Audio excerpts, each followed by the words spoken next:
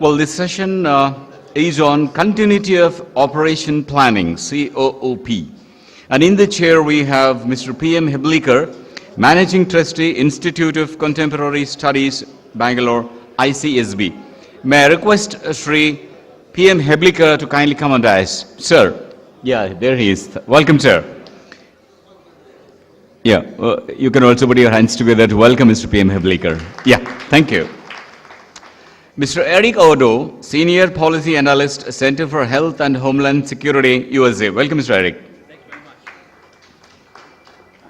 Please. Yeah. Let's take a couple of minutes to know our chairperson and also the speaker.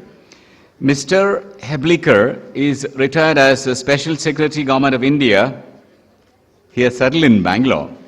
He specialized in insurgency and counter-insurgency operations in northeastern region of India and acquisition of technical intelligence.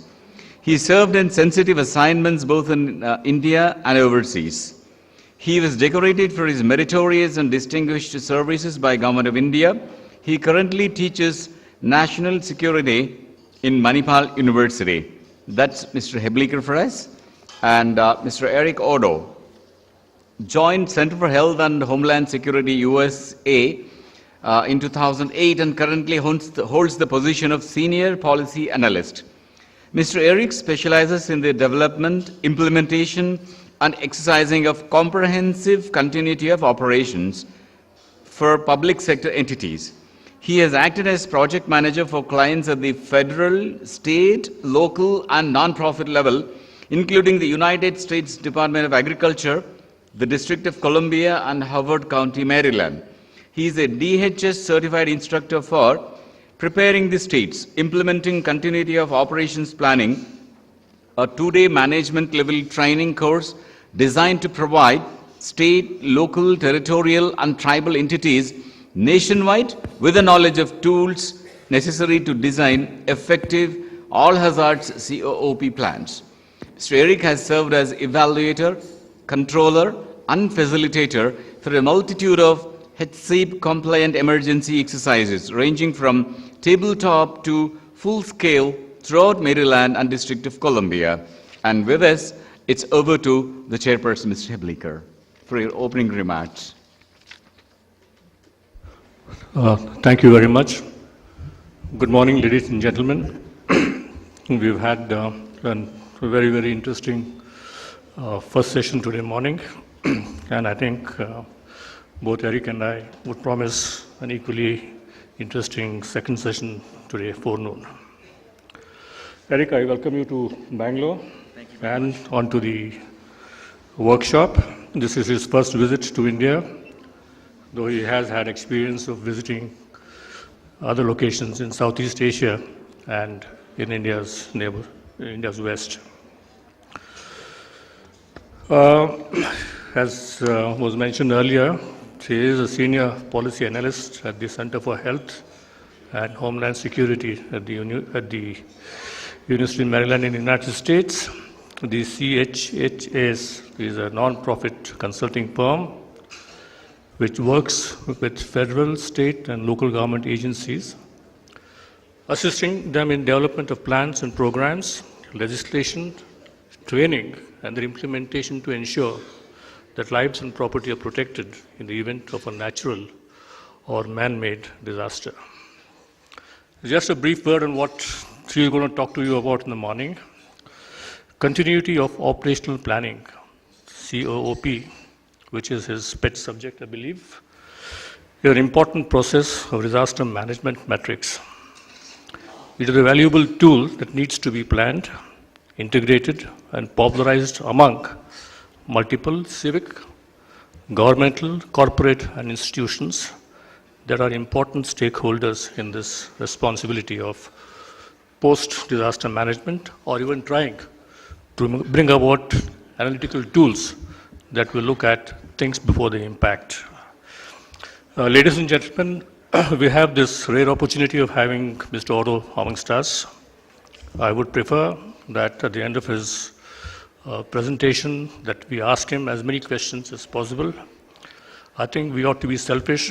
We ought to get our money's due, mileage for it.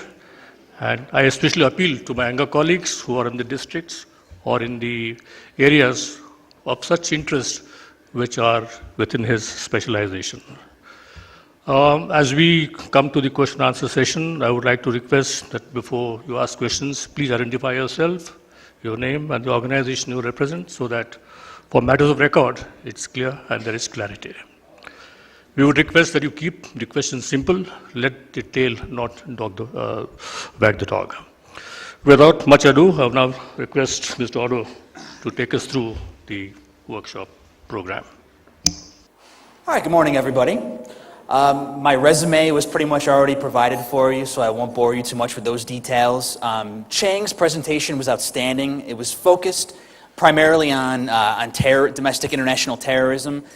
My presentation is going to take on a little bit of a different overview. I'm going to focus on more of a broader scale of emergency planning. I'm going to focus more on all hazards-based emergency planning. Real quick, I represent an organization called the University of Maryland Center for Health and Homeland Security. The acronym is CHHS. Like we said, we were founded in 2002 in the aftermath of 9/11. We are a nonprofit consulting group that specializes in homeland security, emergency management, and public health-related consulting services. We're headquartered in Baltimore, Maryland, which is, and I'm not sure if everyone knows the geography of the U.S. It's about 45 minutes northeast of Washington, D.C. Our director is a gentleman by the name of Michael Greenberger.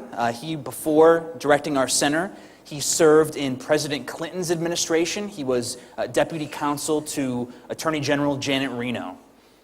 Our staff is comprised of about 75 full-time consultants, and here is our website if you're interested in learning more information.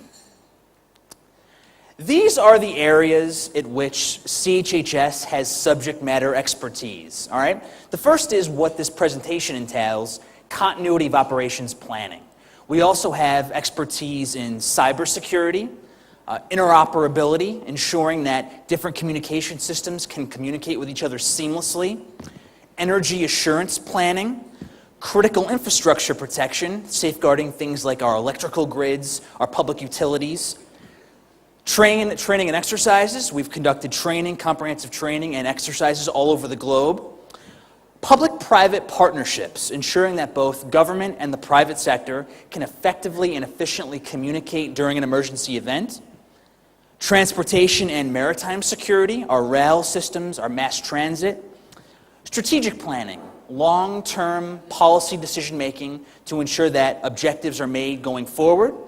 Special events planning. We had a number of staff who planned for both the 2008 and 2012 inaugurations of President Obama, which were a very large-scale security endeavor. Hospital preparedness, medical surge planning, ensuring that hospitals are adequately prepared to handle a mass influx of patients. And finally, mass fatality planning. Do entities have the ability to overcome a situation that results in major casualties or loss of life? We already talked about myself. I won't bore you with those details. Let's get to the real heart of this presentation. Continuity of operations planning. The acronym is Coop. Here's the definition. It's an internal effort within individual components of an organization to ensure the capability exists to continue essential functions, which are the critical areas of operations specific to an agency that must continue in the aftermath of an emergency event. Okay? There are three major categories of emergencies that would necessitate the activation of a Coop plan, and they are as follows. The first is the loss of a facility. Okay? The primary facility at which you work, for whatever reason, is unavailable. Perhaps there's a minor event, like maybe a minor flood or a power outage, or it's something as significant as a fire. Next is a loss of systems. The tangible systems that you rely on to get your job done have been incapacitated. Maybe your internet, your intranet, your equipment is not functional. And third, the loss of personnel. Maybe we're talking about some type of pandemic influenza outbreak, something that results in you not having access to all of your personnel. You're working under personnel reductions. Okay? So these are the three broad categories of events that would necessitate the activation of a continuity of operations plan. So what I'd like to do, I'd like to make this interactive. Okay? I don't want to just talk at you for a half hour or hour. That's boring. I want to know from you what types of hazards, be it either weather or natural related, technological, or man-made, could affect the ability of the agency that you work for to carry out its operation. So let's just brainstorm together. Natural or weather-related emergencies. What types could incapacitate your agency based on your experiences? Just shout them out. Flooding, okay, what else? I'm sorry? Fire hazards, okay, what else? Just natural or weather-related events in greater Bangalore. What else? Earthquakes? Is this area vulnerable to tsunamis, I would imagine, or is it too far inland? Too far? Oh, what else? Other natural or weather-related hazards? Earthquake, we said that. Okay, how about technological hazards? What types of technological hazards could affect your agency's ability to conduct its operation? Failure of communication systems. What else? Power outage. How about maybe cyber terrorism? Maybe rioting or civil unrest? What types of, do any of your agencies exist in an area in close proximity to a potential high-risk terrorist target? Any examples? Is anyone near the airport?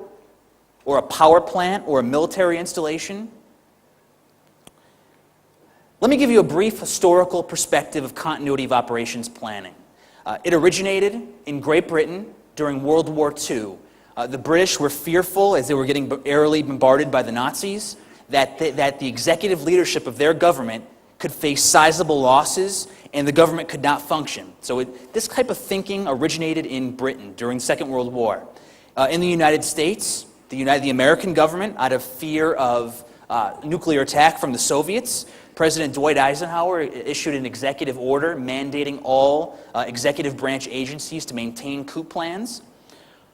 When the Cold War ended, 89, 90, 91, the Berlin Wall fell, this type of planning really took kind of a back seat. It did not get necessarily the attention it deserved because the Cold War, our biggest threat, the Soviet Union, no longer existed. But after 9/11, Coop planning reemerged at the forefront of both the American and the world attention. Okay? This is just for your information. 3 federal guidance documents developed by the U.S. government, by FEMA, the Federal Emergency Management Agency, provide a blueprint for how Coop plans should be constructed.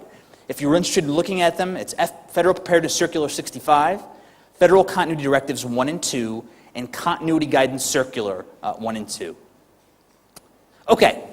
Why is Coop planning so critical? Well, first, it's all about maintaining consistency of services. So we want to create an environment at your agency where it's metaphorically like flipping a switch. You go from conducting normal operations, the emergency takes place, and you're able to seamlessly scale down your operation to essential functions only in the aftermath of an event. Reliability and strong public relations, maintaining a culture of reliability between your agency and the public that you are required to serve. Minimization of chaos. This process is all about the establishment of roles and responsibilities. It's imperative that everyone in your agency, from your director or your chief executive on down to your intern or your janitorial staff, knows their role in an emergency event. Perhaps they're relocating to an alternate site, or maybe they're just going home. Maybe they're non-essential staff and they're waiting to receive further instructions. FEMA sets forth the following guidelines for Coop plan capability. This is mandated for U.S. agencies. I'm just going to share these guidelines with you.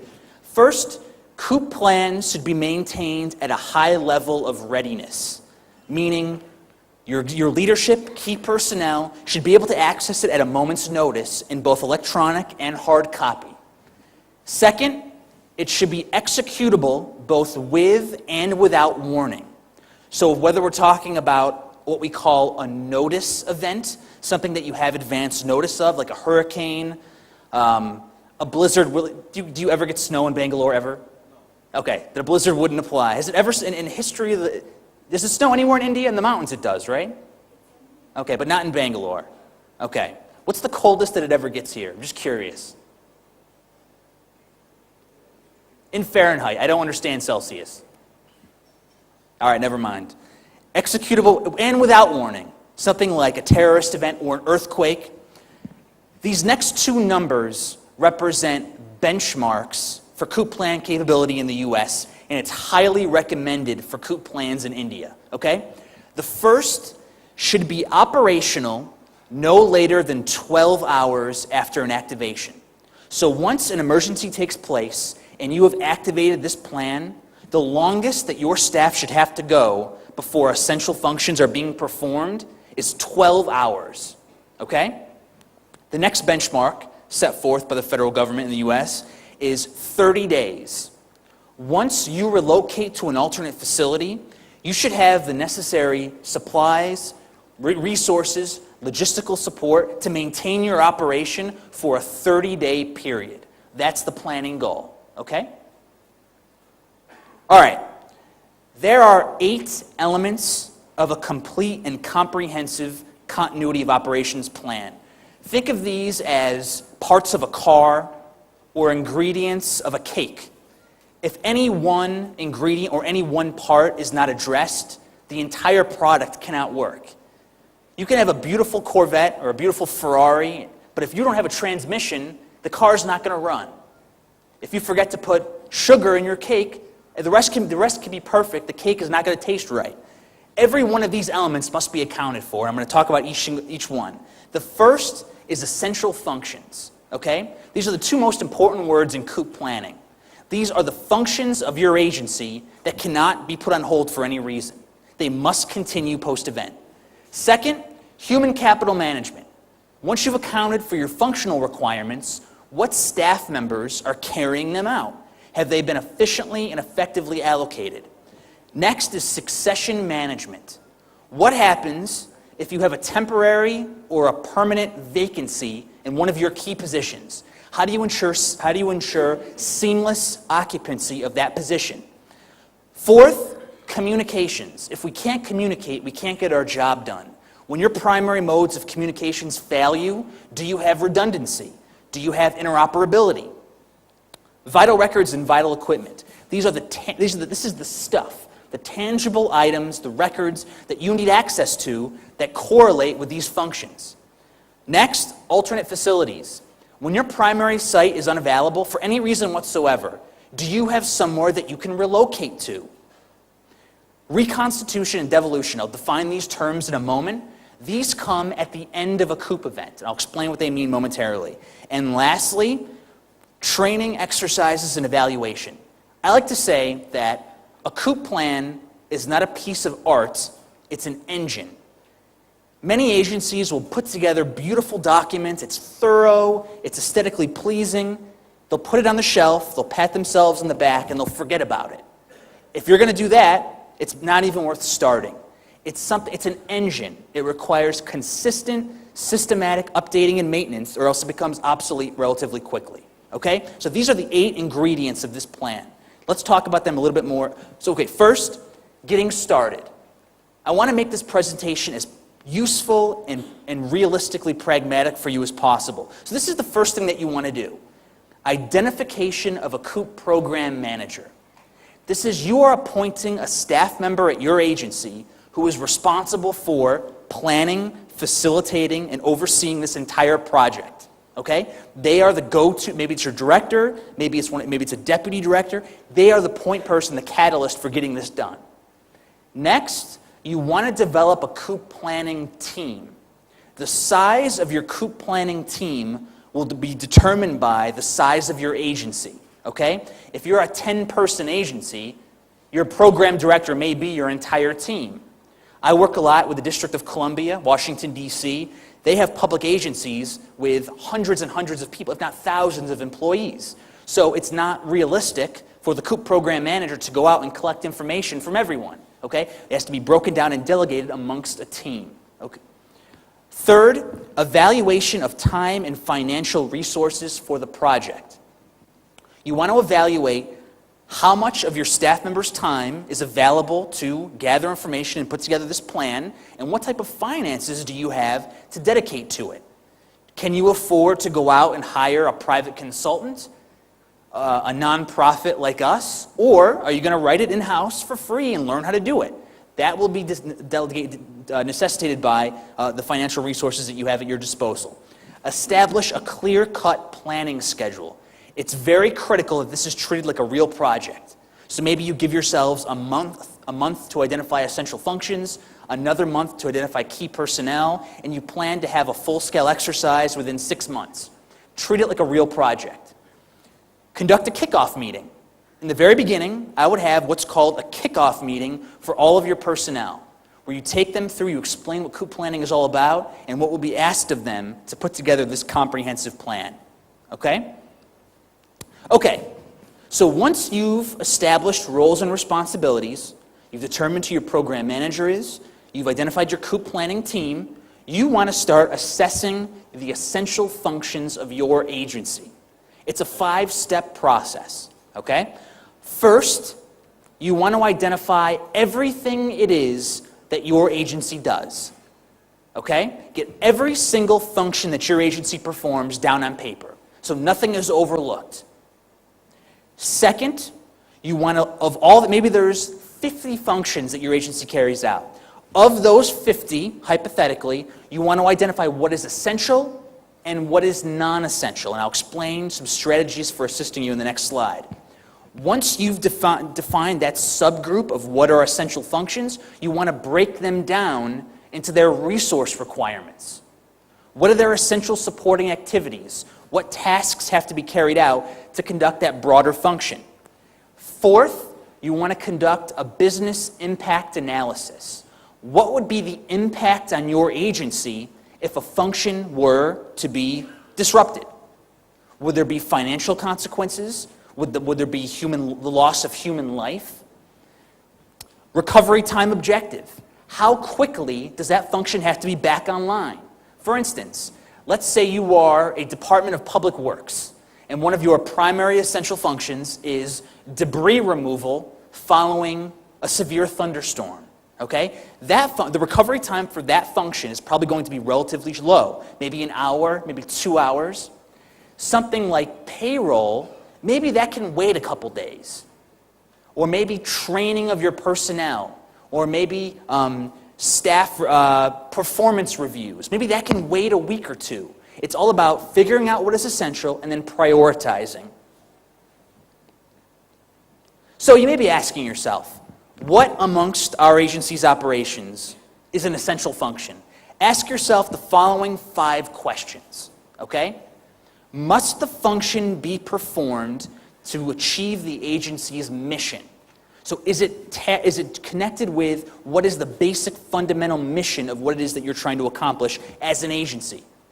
Second, does the function provide vital services, exercise civil authority, maintain the safety and well-being of citizens, and or sustain the industrial and or economic base? If the answer to that, any one of those is yes, it's probably essential.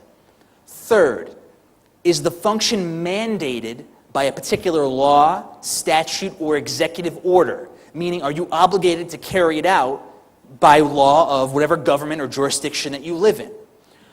Fourth, another way of looking at it is quantitatively. Just think, remember we talked about that 30-day benchmark. If it can't be put on hold for 30 days, it's probably essential. If it could be put on hold for 30 days without any major consequences, it's probably non-essential. Also, don't forget functions that only become essential in an emergency. Things like activating your emergency operating procedures, activating your emergency notification systems, things of that, using a 911 call system, things of that nature. Okay, so the first step, identify roles and responsibilities. The second step, identify essential functions. The third step of this methodology is your personnel. Now that we know what our functions are, who are the people that are being called on to carry them out?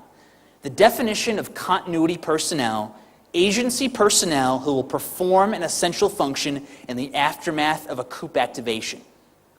Every one of your staff members must have a designation as either continuity or non-continuity personnel. It must be comprehensive. If they don't know what their designation is, then you have not done your job in this regard. Okay? You are continuity personnel if you're performing an essential function within the 30-day aftermath of an event. If you're simply going home and awaiting further instructions, you are by definition non-continuity personnel. You must document all necessary training, qualifications, and certifications required to perform a particular key position.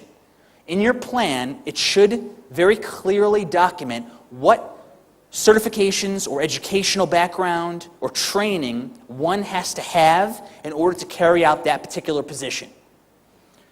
Only titles should appear in the body of your plan.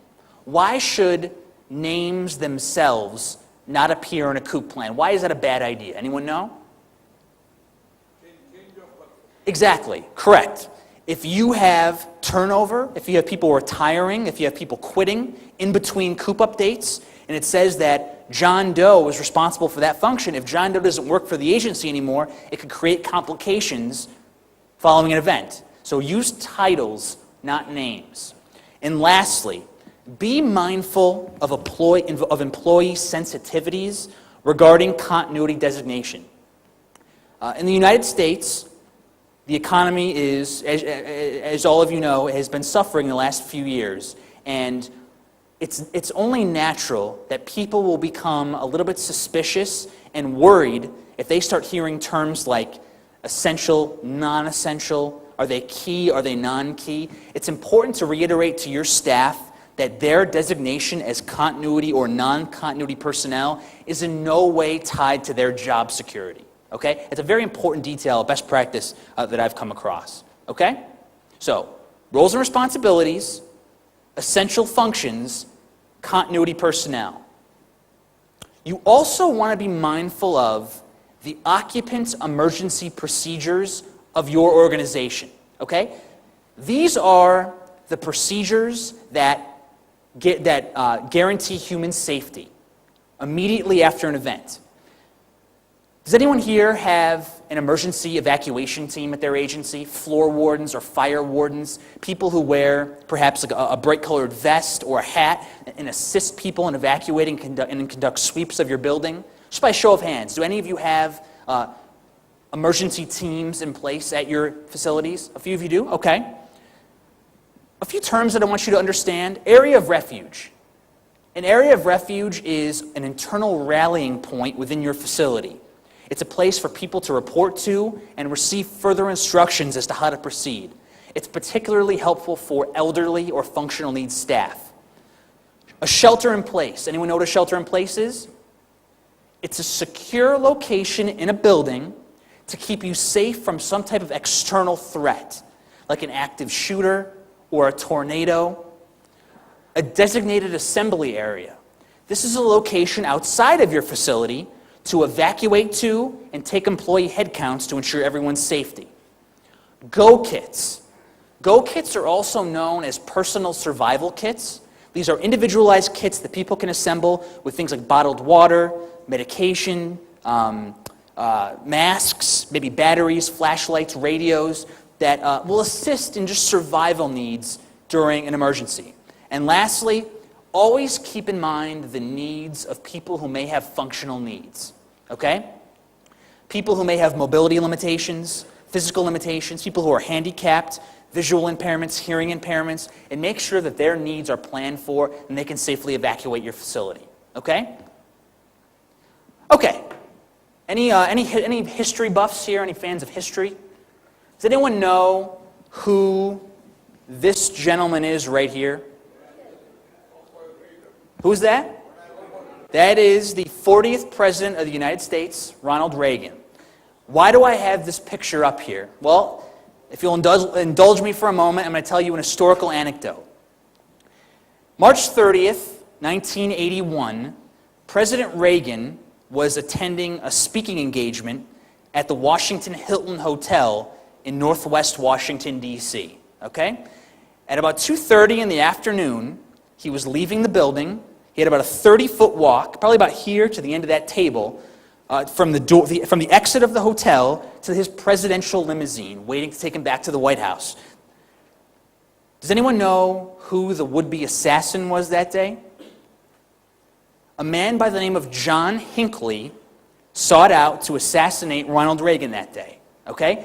Why he was doing it? Has anyone here ever heard of the American actress Jodie Foster? He was doing it to impress Jodie Foster. That's a true story. So, the Secret Service, who protects the president, made a very catastrophic mistake that day, and they did not screen public citizens who were within about 10 feet of where Reagan was going to be walking from the hotel to the limousine. So, Reagan's exiting the building, Hinckley has a revolver, and he fires 6 shots at Reagan. None of them hit him directly, but one ricochets, enters through his back, and lodges near his lung. Okay? Pandemonium ensues. That's this picture. This picture is the moment after those shots were fired. Reagan's lead Secret Service agent, a guy named Jerry Parr, shoves Reagan in the limo, and they take off. At first, Reagan does not know that he's been shot, okay? He feels some pain in his ribs, but he thinks it's due to the brunt force that he was shoved into the limousine, and their initial reaction is to, let's go back to the White House and get him checked out by his personal White House physician. So they're riding back to the White House, and Reagan starts to cough up blood, okay? At that moment, they make a beeline for the closest hospital, George Washington Medical Center. If that immediate decision is not made, Reagan almost certainly would have died that day. Okay? So at that moment, Reagan was being rushed to the hospital for emergency surgery. Does anyone know who the vice president was to Ronald Reagan? Correct. George H.W. Bush was vice president at that time. At the moment that that assassination attempt took place, Bush was aboard the vice presidential jet, which is known as Air Force Two. The presidential jet is Air Force One. The vice president rides in Air Force Two. In the early 1980s, Air Force Two did not have secure voice communications. So he was not able to fulfill his role as commander-in-chief. Back at the White House, it was complete pandemonium. No one knew what was going on. The memory of the assassination of John F. Kennedy was still fresh in everyone's mind. Coincidentally that day, there were more Soviet subs off the coast of the eastern United States than normal. So they didn't know if this was part of a larger Soviet plot towards the United States. So, a man by the name of Alexander Haig, he was Secretary of State to Ronald Reagan, decides, he gets on national TV in a news conference, and he says to the nation, I'm in control here, I'm in charge, I'm in control of the United States government. According to the United States Presidential Order of Succession, no, he was not. He's now infamous for that blunder. The U.S. Order of Succession, the order of presidential succession is as follows, okay? President, Vice President. Anyone know who comes next? I know you probably wouldn't know this, but who knows? You do know, that's great. Speaker of the House of Representatives, that's who's next. I'll be very impressed if anyone knows who's after that. Does anyone know who comes after the Speaker of the House? No? Who said Senate?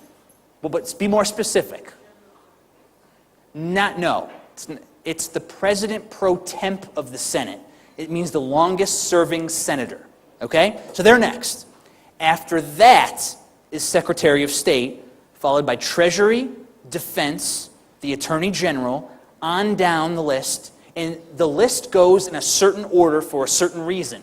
It's the age that cabinet-level agency was founded. So the last person on the list, does anyone know what the newest agency is in the U.S.? The Department of Homeland Security. So they would be last on the list. So this is just an historical example of how arguably the most famous succession list in the world was just blatantly disregarded following an emergency event. Okay? So at your agency, it's critical that you have a plan in place for what happens if your leadership is unavailable. Okay? We do this in two ways. We delegate authority and we develop order of succession lists. So there's two aspects of succession management. Okay? The first is delegation of authority. A delegation of authority is function-based. So for example, let's say that I am the director of an agency, and the jurisdiction that I live in, I am the only one who is legally authorized to declare a state of emergency in my city, in my town. Therefore, if I'm unavailable, there's an official delegation of authority in place where that delegates to, that specific function delegates to my deputy director. Okay? An order of succession is different. An order of succession is what position will replace the full position above it. So while a delegation of authority is delegating one task between one person and another, an order of succession is what position will assume the full roles and responsibilities of the one above it. Okay? If you're developing either of these, you want to keep in mind these 5 items. Okay? What will trigger the delegation or the succession? Is it unavailability of person A for an hour? Is it unavailability for one day? Does it mean that they're not responding to their cell phone, their home phone, and their wife or husband can't account for their whereabouts? What specifically will activate the order, the succession? Next, method of notification. How are you getting the word out to both the recipient of the new authority as well as all of your staff that that delegation has taken place?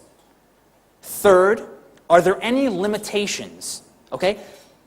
Give an example of this. I'll give an example of limitation. I developed Coop plans for a county in the state of Maryland, Howard County. Within their county government is a purchasing department. Okay? That purchasing department is led by a woman. Her title is Purchasing Administrator. A function that she performs, an essential function, is procuring emergency resources in an emergency event. She has a county credit card with an unlimited credit limit. So she can purchase resources at her discretion with an unlimited credit limit. If she's unavailable, that authority delegates to the deputy purchasing administrator. That individual, by law in that county, has a credit limit that they cannot exceed. That's an example of a limitation. Authority to redelegate. Let's say I delegate an authority to my friend Chang. He receives that authority. Can he then redelegate at his discretion, or does it end with him? And finally, the last bullet point is by far the most overwhelmingly important. Do you have a plan in place for those two people to sit together and train each other on how that function is carried out? Okay? So this is succession management. I have a map here. Why do I have a map here? This is the state that I live in. Okay? This is the state of Maryland in the United States. So Washington, D.C. is right about there.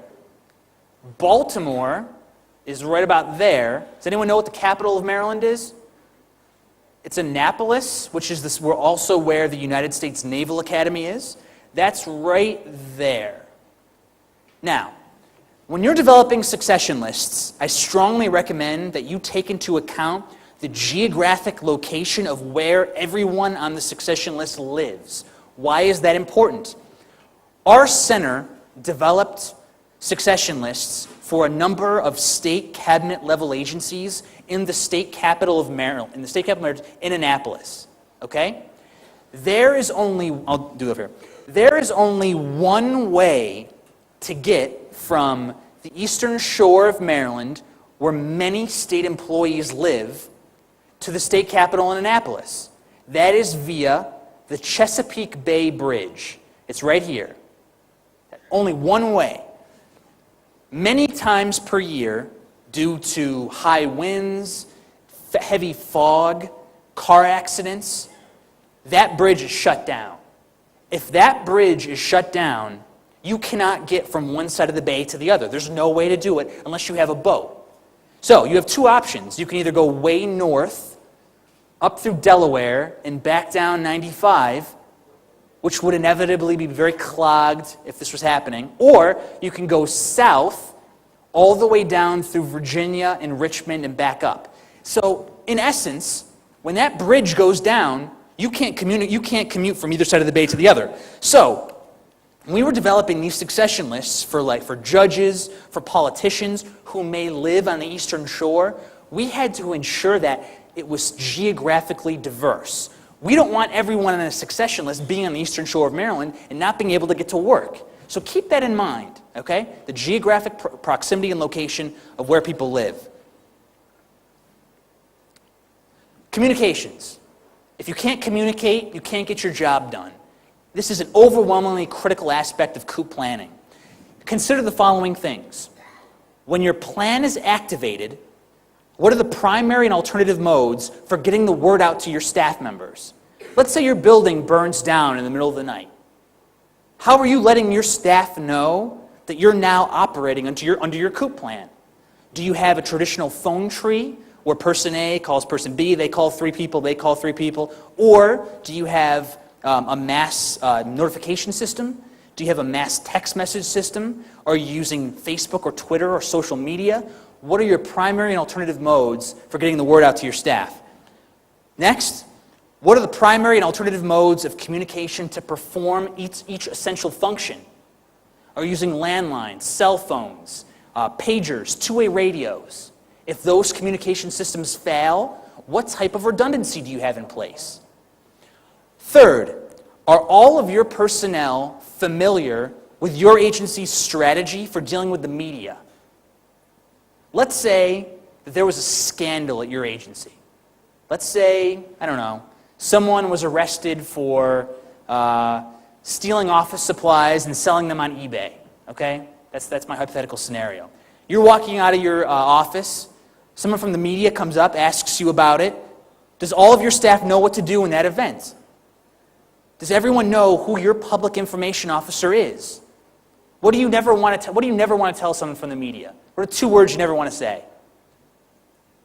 We don't want to say no comment, okay? Because that could be spun in a negative way to say that when asked for comment, so-and-so refused. You always refer them to your public information officer. How will the public remain fully engaged as to the agency's operating status? Let's say you're an agency that people from the public have to physically go to receive services, like a welfare office or a hospital or a health department. If you're now operating at a different address, how are you letting people know that? Are you using the media? Are you using social media? Well, how are you getting that word out?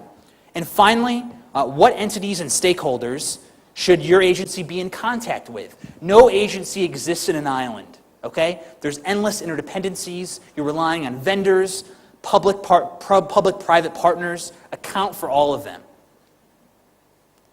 Next, vital records and databases. What hard copy and electronic records do you need access to carry out the essential functions that you've identified? Account for the following information. Let me ask you this first. The U.S. National Archives and Records Administration estimates that a certain percentage of the average agency's records are truly vital in an emergency. What do you think that number is? If you had to guess. Someone says 10 other guesses? How much? 1%? They say about 5%. On average, about 5% of all the records that you have as an agency are going to be vital in a Coop event. Take stock of the following info. First, what is the form of the record? Is it an Excel spreadsheet? Is it a PDF contract? Is it a physical hard copy document? What's the location? If it's hard copy, where specifically is it located? If it's an electronic copy, where can I find it on your intranet? Is it static or is it dynamic? Someone give me a guess as to what the difference between a static and a dynamic record is? What do you think a static record, what does that mean? A static record stays the same. It doesn't change. It remains relatively constant over time. A dynamic record is constantly evolving, okay? Recovery point objective. Recovery point objective refers to how often you back up a particular record. So let's say your servers back up, take a snapshot of your data at the end of every week. That means the RPO is 7 days, 1 week. Let's say your servers back up your records in real time. That means the RPO for your records is 0, okay? Can you access the records remotely, or can they be hand-carried to an alternate site? That's important to keep in mind. And lastly, who can you reach out to for technical support or maintenance should you require it in a Coop event? Here are just some proactive protection methods. Off-site storage, duplicating records to ensure redundancy, cloud storage. The cloud is storing records and applications on the internet so they won't be compromised. Server co-location, essentially replicating your server at an off-site location, so if one server goes down, you have redundancy. And finally, a vital records go kit. This is staff carrying their records on an encrypted thumb drive, so everything is consolidated in one place, ready to go should an emergency happen. Vital systems and equipment, okay? What equipment do you need in place to carry out your operation? If you're an administrative agency, if you're like an HR, a human resources department, maybe you're just going to need computers and phones. If you're a fire department or a Department of Corrections or a Department of Public Works, the equipment that you're going to need is going to be a lot more sophisticated, okay? So the type, location, logistical mobility, the recovery time objective. That means once the emergency happens, how quickly do you need that item? Again, technical support contacts, and what is the maintenance schedule for ensuring and testing that equipment. Okay, so once we've accounted for functions, people, successors, communications, vital records, and vital equipment, then we know what our Coop operation consists of. The final step is, where can we relocate this operation should our primary site go down? Okay? Categories of alternate sites. There's 3 of them. Hot, warm, and cold. Anyone have a guess as to what the difference between a hot site and a cold site is? What do you think a hot site is? A hot site means it's fully ready to go, sit down and start working. You can get there immediately. It has everything that you need to conduct your operation is in place and ready to go. A cold site means you have the facility space, but you have nothing that goes in it, so there's going to be a little bit of logistical lag time involved. A warm site, somewhere in between. When you're identifying an alternate site that's appropriate for your agency, consider the following things. Location. How much space you are going to require. Distance. You want your alternate site to be close enough where it's accessible, but not so close that it might be also affected by the emergency. So strike a balance there. Do you have the ability to communicate at your alternate site? Security. Do you have consistent security between primary and alternate sites? And finally, is it accessible for both people with functional needs and the public? It's highly recommended, just give me 1 second here. It's very recommended to conduct a risk assessment of your primary facility. We hope that your alternate site mitigates some of the risks that your primary site faces. For example, let's say that your primary site is located in an area which is a low-lying floodplain. Hopefully, your alternate site is on higher ground. It won't be similarly affected by any type of flooding. So this is a very basic way to look at a risk assessment. First, we talked about this earlier, what types of hazards could affect you? We'll rank them according to probability and magnitude. Then, what types of assets do you have that may be at risk? Your resources, your facilities, your people, your assets. Then, once you know your hazards and your assets, if you're developing a mutual aid agreement, how are we doing on time? How much more time do I have? 10 minutes. Okay, that's fine. If you're developing a mutual aid agreement with another entity, keep in mind the following 5 things. What is the scope of the agreement? Meaning, what types of emergencies does it apply to? Is it enforceable? Is it a legally binding contract? What specifically, in terms of resources, are you agreeing to share with the other agency? Avoid overextension. You don't want to agree to sell. You don't want to over-engage yourself in mutual aid agreements if you cannot honor them. And finally, having the contracts reviewed systematically. Telecommuting. Highly recommended. Okay? I know where I work in the District of Columbia, alternate space is at a premium. Okay? So if people can conduct their essential functions from home, highly recommended. Here are the advantages of telecommuting. Maintain social distancing during a pandemic event. Ease the burden on your transportation infrastructure. And it accommodates people with functional needs. Disadvantages. Accountability. Potential lack of security working from home. And you may not have the proper infrastructure to carry out your functions from home. I'm going to speed it up here, so I have a few more. This is just really quick. Here are some examples of notable government alternate sites. I'm not revealing classified info. I got this on Wikipedia. The Executive Office of the President relocates to Camp David, Maryland. The alternate site for NORAD, the North American Aerospace Defense Command, is a nuclear bunker in Wyoming. FEMA relocates to Mount Weather, Virginia. And the Pentagon has a facility called Raven Rock Mountain Complex in Pennsylvania. Okay, real quick, Reconstitution. Reconstitution comes at the end of a Coop event, okay? It's resuming normal operations. So your plan is activated, you're conducting essential functions only. When the emergency ends and you're getting those non-essential functions back online, the term for that is reconstitution. You're getting back to normal. Devolution is different. Devolution is worst-case scenario planning. What devolution means is that your agency has been so severely impacted by an event that it can no longer go on functioning. After something like a 9/11 or a massive tsunami. So what happens in devolution is you are transferring authority for your essential functions to another entity, and they legally take over your functions. All right? In the aftermath. Okay? So devolution is worst-case scenario planning. Training. Train your staff.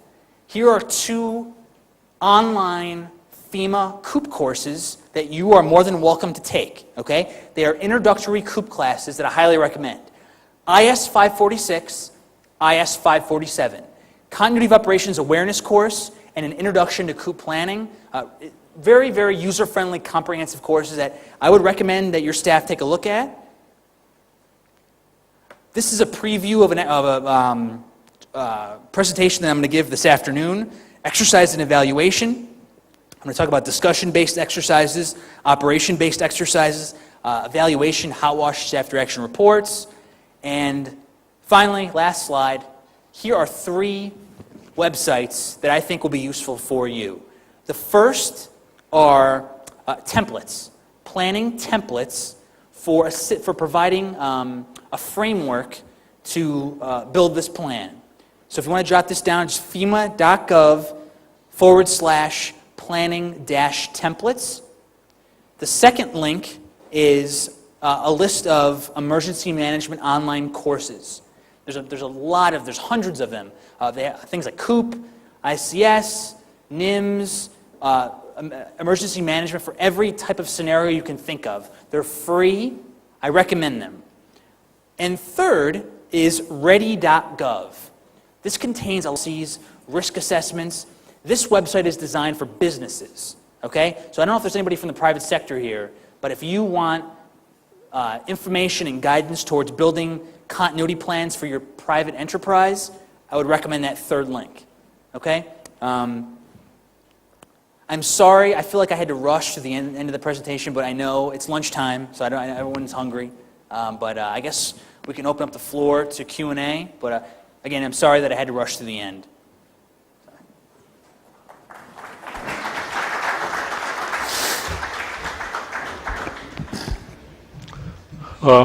Thank you, Mr.